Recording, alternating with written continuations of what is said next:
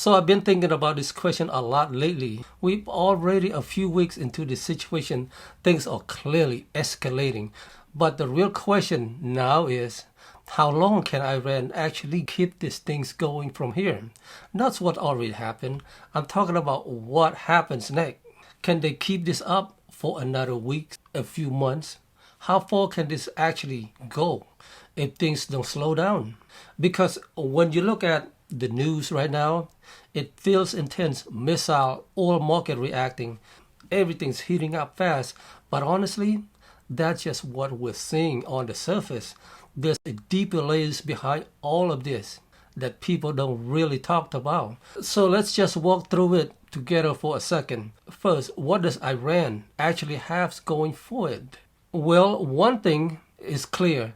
They've been preparing for this kind of situations for a long time. They built up a large stockpiles of missiles and drones, and not just a small amount. I'm talking about volumes. And in modern warfare, it matters. It's not always about having the most advanced weapon. Sometimes it's about how many you can keep sending over time. And Iran has already shown they can launch repeatedly, not just once. Then there's manpower. And the system is structured around defense and resistance. So if you're just asking, can they fight? The answer is yes. They absolutely can. But this is where things starts to shift. Fighting is one thing. Sustaining a war is something completely different. Because now you have to look at the pressure points, and the biggest one is the economy.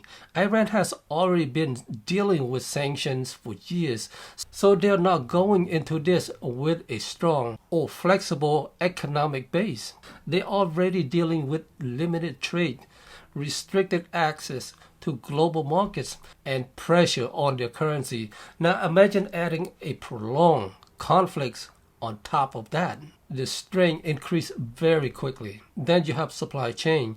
This is something people don't always think about.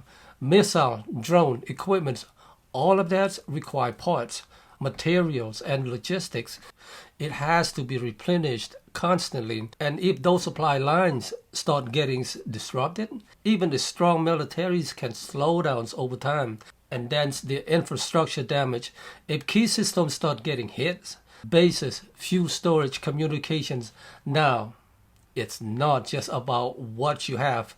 It's about what you can still use effectively. So when you step back and look at the full picture, hear how it starts to come together. In the short term, Iran can hold its positions. They can respond, they can launch, and they can create pressure. That part is really real.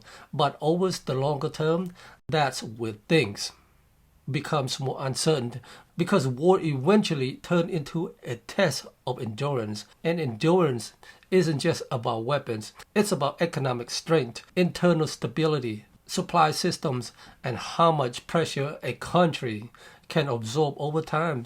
So when people ask how long can Iran keep fighting, the real answer is it depends on how long the situation lasts. If it stays short and intense, they have the capacity to stay in it. But if things turns into a prolonged conflict, that's when the pressures begins to build gradually but heavily.